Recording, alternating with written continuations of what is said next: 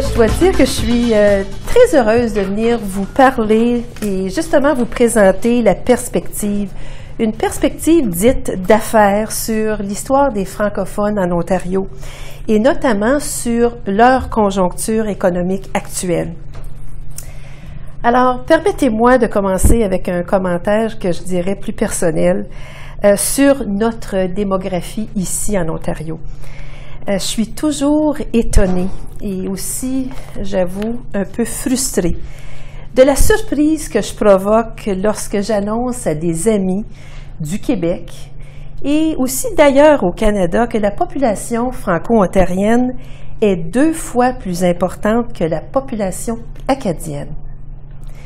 Il est bien connu de tous qu'il existe une bonne présence francophone au Nouveau-Brunswick, mais certains sont toujours surpris d'apprendre même l'existence de francophones en Ontario, encore à ce jour. Alors, je voudrais laisser à d'autres le soin d'expliquer ce phénomène. Mais je me demande, est-ce que c'est Paige Beaulieu qui va mettre les Franco-Ontariens sur le radar du Québec? Peut-être. On connaît très bien les artistes appréciés en Acadie, Zachary Richard, la Sagouine et tous les autres. Mais quand même, bien sûr, les événements de 1755 en Acadie sont gravés dans l'histoire du Canada. Et surtout, au cours des dernières décennies, la culture acadienne a rayonné sur l'ensemble du pays. De plus, nous pouvons parler désormais d'un tourisme acadien qui s'est bien développé dans les années 80, avec des visiteurs qui cherchent toujours à découvrir les beaux paysages et les points culturels de ces régions. Mais dans ce cas-ci, il semble que la notoriété ne soit pas nécessairement un facteur de prospérité. En 2006, le taux de chômage chez les francophones au Canada était plus bas que dans l'ensemble de la population canadienne, dans toutes les provinces, sauf le Nouveau-Brunswick. Et en cette même année, les travailleurs de langue française avaient un revenu moyen plus élevé de l'ensemble des travailleurs dans toutes les provinces, sauf le Nouveau-Brunswick. Toutes les indications nous laissent conclure que dans l'ensemble, cet état de fait se maintient aujourd'hui. Tout ça pour dire que le lien entre l'identité culturelle et la condition économique d'un groupe donné n'a souvent pas un rapport clair. Et c'est là mon entrée en matière. Aujourd'hui, je voudrais vous parler de chiffres économiques qui touchent les Franco-Ontariens et plus précisément de la place qu'occupent les Franco-Ontariens dans l'espace économique de la province. Mon point de départ est une étude que le RGA a menée en 2012 qui donne la conjoncture des francophones partout au Canada avec toutes les données sur chacune des provinces. Mais avant, je voudrais faire 2 commentaires sur la dimension culturelle de cette discussion. D'abord, nous avons l'habitude, et à juste titre, de percevoir le monde des affaires comme une sphère séparée du monde culturel. J'irais jusqu'à dire qu'il existe une certaine méfiance entre ces 2 mondes. Les gens des arts voient souvent en la poursuite de l'idéal esthétique une mission plus noble que la mise en place de la prospérité. Et inversement, les gens d'affaires sourcillent facilement devant les manifestations artistiques, notamment celles qui sont plus à l'avant-garde, pour m'exprimer ainsi. Je dirais qu'à la fin, c'est là un des attributs de notre culture. Mais il ne faut pas négliger le lien entre culture et affaires. Entre autres, les gens d'affaires sont parmi les plus généreux mécènes de la chose culturelle. Deuxième commentaire. Le monde des affaires a façonné l'histoire des francophones en Ontario au même titre que tous les autres métiers, y compris le clergé, les éducateurs, les politiciens, les universitaires et tous les autres intervenants qui ont jeté les bases sur ce que nous sommes aujourd'hui. Ne perdons pas de vue une des motivations derrière l'exploration des terres nouvelles par Champlain et les autres explorateurs, la mise en place des moyens pour faire la traite des fourrures. Les desseins pécuniaires étaient aussi présents que la mise en possession pour le roi ou l'évangélisation. Autre observation, qui est une des pièces maîtresses de la toile de fond. Nous sommes en minorité dans cette province, essentiellement depuis que nous sommes ici. La gloire du fort Rouillé sur le site qu'on appelle aujourd'hui Toronto fut de bien courte durée. Les francophones en Ontario se sont vite fait à l'idée d'être un sous-groupe avec tout ce que cette désignation pouvait comporter. Bien que nous n'ayons vécu d'oppression officielle, sauf peut-être pour le règlement 17 et autres irritants que l'on connaît tous, la structure du monde des affaires a fait en sorte que les ressources financières ou autres étaient réunies dans les entreprises et les familles de souche anglophone. Et il n'y a pas de jugement ici derrière cette affirmation, c'est un état des faits. Jusqu'à il y a quelques décennies, il était très rare qu'un, et encore plus qu'une francophone fasse partie de gestion d'une entreprise. Donc, tout cela pour dire que l'histoire des francophones en Ontario à ce jour est accompagnée d'un sentiment que nous sommes moins prospères que l'ensemble de la population du pays, que notre activité économique est peut-être moins importante que notre présence démographique. Si nous restons dans cette perspective historique, ce sentiment n'est pas sans fondement. Il est vrai que nous n'avons pas été les premiers à se lancer dans le monde de l'industrie ou dans le monde de la finance. Il est aussi vrai qu'au cours des décennies, nous avons été en rattrapage sur le plan social et notamment le plan de l'éducation. Notre intégration dans le monde des affaires ne s'est pas faite du jour au lendemain et il n'est de secret pour personne que notre position dans l'espace économique canadien a quand même pris un certain temps à s'établir. Aujourd'hui, la question de l'inégalité semble derrière nous, les francophones, mais pas si vite. Les inégalités ne sont pas toutes une chose du passé. À ce jour, nous entendons parler d'iniquité en matière d'emploi et d'opportunités limitées pour certains groupes culturels tels les Premières Nations. Et nous sommes saisis d'entendre parler de revenus inférieurs pour les femmes et du besoin persistant pour des politiques claires en matière d'emploi en milieu de travail. C'est une question séparée, mais qui est bien d'actualité. Il est donc légitime de poser la question au sujet de la conjoncture économique actuelle des francophones au Canada et en particulier en Ontario. Avons-nous vraiment éliminé les écarts économiques qui nous ont accompagnés tout au long de notre histoire? C'est une question qui nous chicotait au RGA depuis un certain temps. Il nous intéressait notamment de savoir si notre place était inférieure, égale ou supérieure par rapport à notre démographie. En d'autres mots, notre poids économique est-il aligné avec notre population? Au départ, nous avons été très étonnés de constater que l'étude de l'empreinte économique des francophones au Canada n'a jamais été faite. Nous avons donc entrepris, en collaboration avec le Conference Board du Canada, d'explorer les données des recensements et de faire la lumière sur cette question une fois pour toutes. Les conclusions sont révélatrices.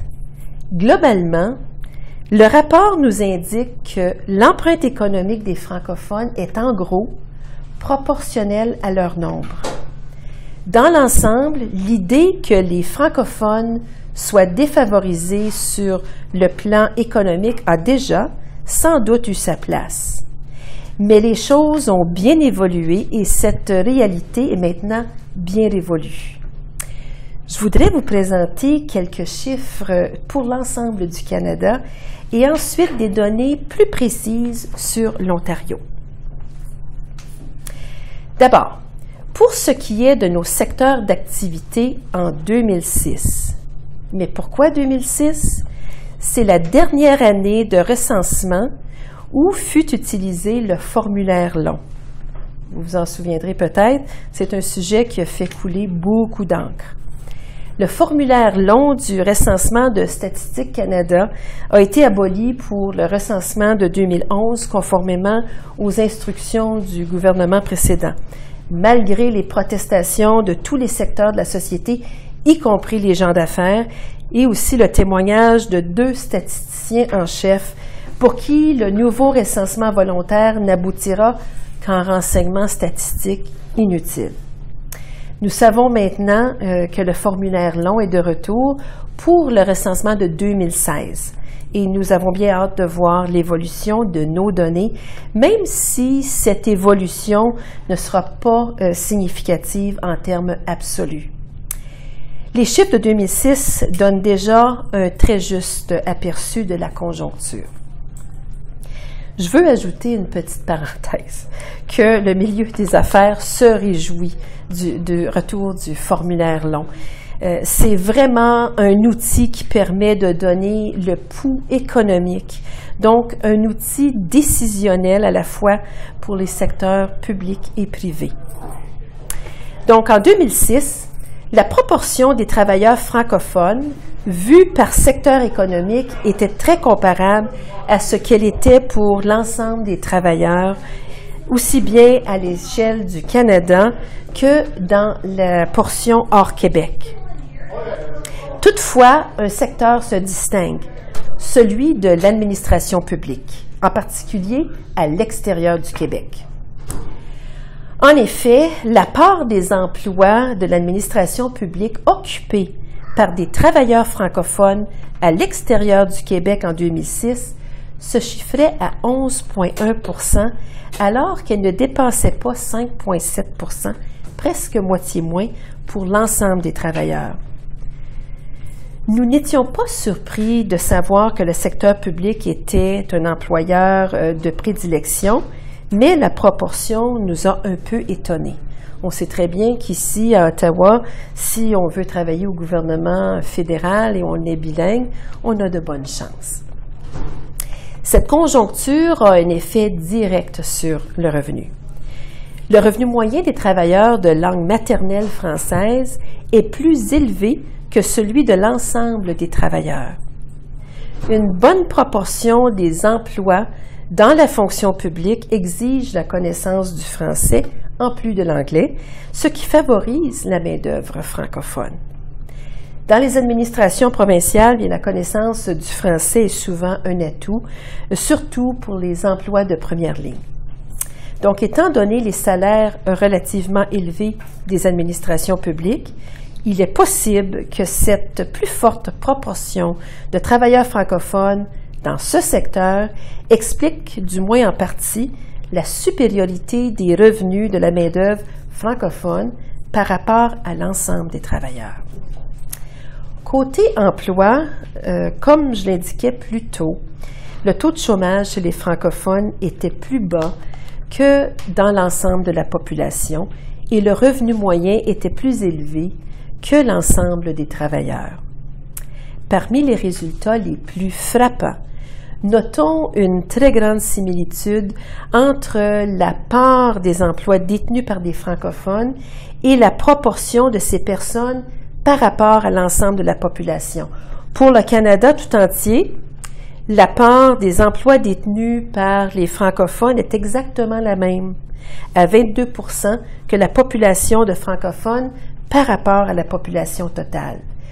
Le ratio est légèrement plus grand en Ontario, où les travailleurs représentent 4,3 % de la main-d'œuvre avec une population francophone qui représente 4,1 % de la population totale de la province.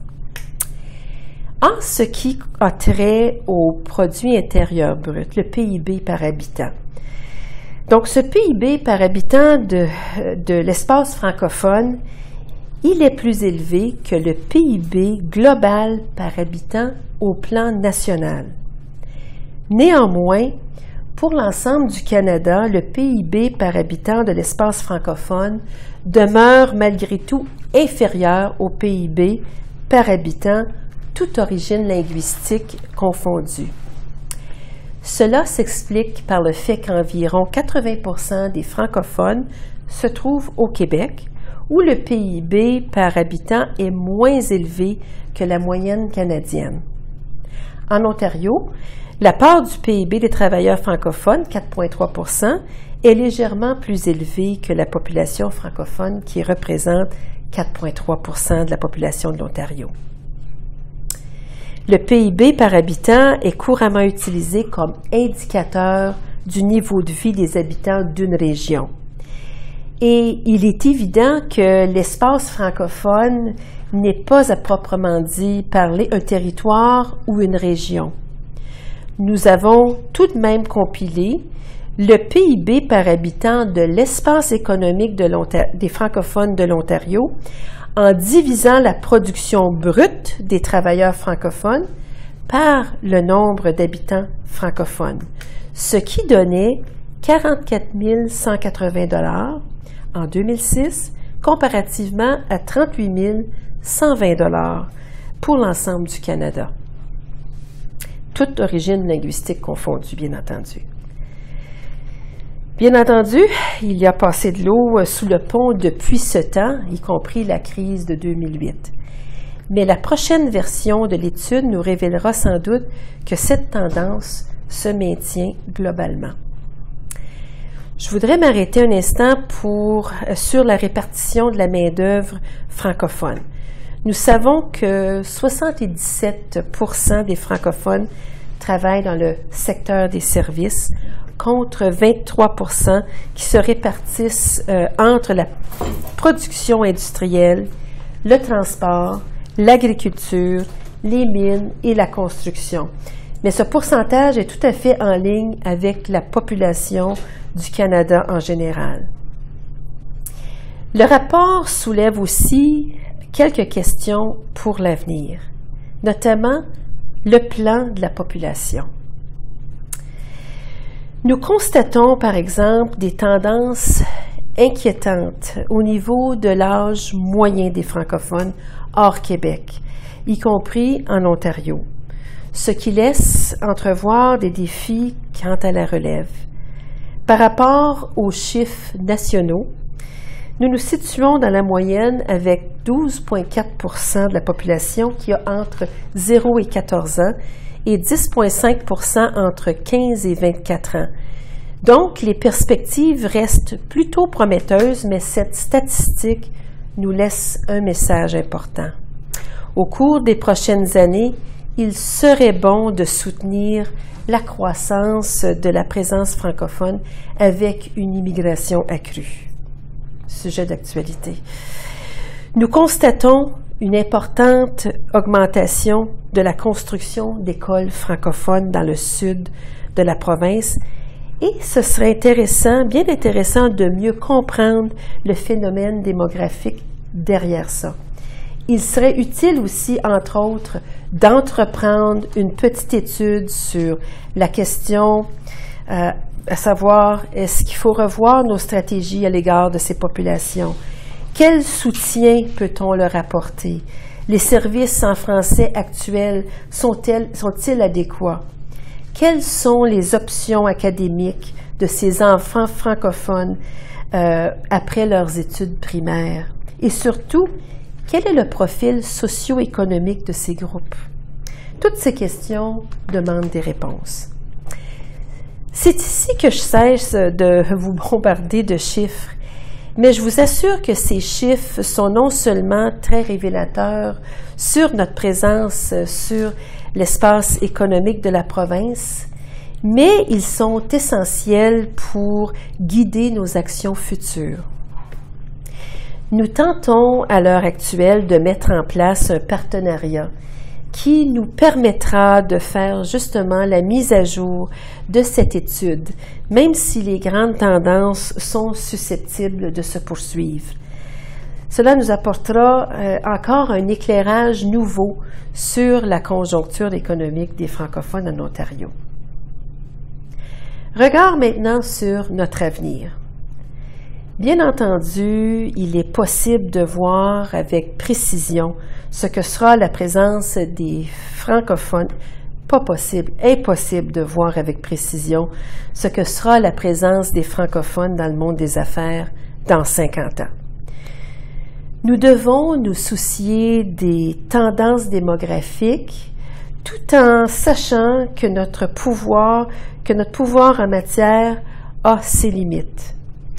Mais certains gestes précis peuvent être posés, des gestes qui optimiseront sinon notre nombre au sein du monde des affaires, mais à tout le moins la force de notre présence.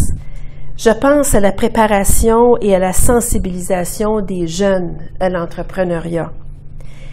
Il est bien évident et nos chances de devenir entrepreneurs, on peut le deviner, sont beaucoup plus réduites si on découvre le monde des affaires quand on a 25 ans. Il faut que ce processus-là commence plus tôt dans nos écoles. Vous connaissez l'expression que, personnellement, je ne trouve pas tellement élégante, aujourd'hui très populaire, la littératie financière. À mon sens, c'est là le point de départ de l'initiation à la chose économique. Il est clair que tous peuvent tirer profit d'un entendement de base de notre système bancaire, des enjeux de consommation, y compris la dimension économique du choix de logement, des principes de l'investissement et de l'épargne. Et ça, c'est la composante qui devrait être obligatoire au curriculum, pour tous. Donc, il m'apparaît clair que nous devons bien saisir sa propre situation financière si on souhaite ensuite faire des affaires. Ensuite, au-delà du principe financier de base, il serait souhaitable d'offrir un programme d'entrepreneuriat aux jeunes qui se sentent inspirés par le monde des affaires. Bien sûr, sur le point de départ, il faut y avoir des transferts de connaissances et des compétences primaires. On s'entend là-dessus. Il est important de faire connaître les principes essentiels derrière la comptabilité, le marketing, mais aussi l'innovation, le risque et la collaboration. Mais les concepts derrière la réalité du monde des affaires ne suffisent pas. L'élément tout aussi important est le partage de la passion des affaires. Le message est le suivant. Lorsque vous êtes en affaires, vous dessinez votre propre tableau. Le projet fonctionne grâce à votre créativité, à votre persévérance et à votre travail acharné. Vous créez des processus, des marchés, des produits, des services qui n'existaient pas avant votre entrée en scène. Transmettons donc à nos jeunes ce désir de se réaliser et de se dépasser tant à la base de son projet, de son propre projet de vie. Donnons-leur cette opportunité de réaliser ce grand projet. Pour conclure, je veux réitérer mon credo que les gens d'affaires francophones ont compté parmi les travailleurs de première heure dans la construction de la société franco-ontarienne que nous connaissons tous aujourd'hui. Ces femmes et ces hommes continuent de façonner notre culture et je puis vous assurer qu'ils joueront un rôle déterminant au cours des prochaines décennies. Nous avons tous les raisons d'être optimistes, mais il faut tenir compte des réalités démographiques et il faut préparer nos jeunes à prendre l'étendard. Merci.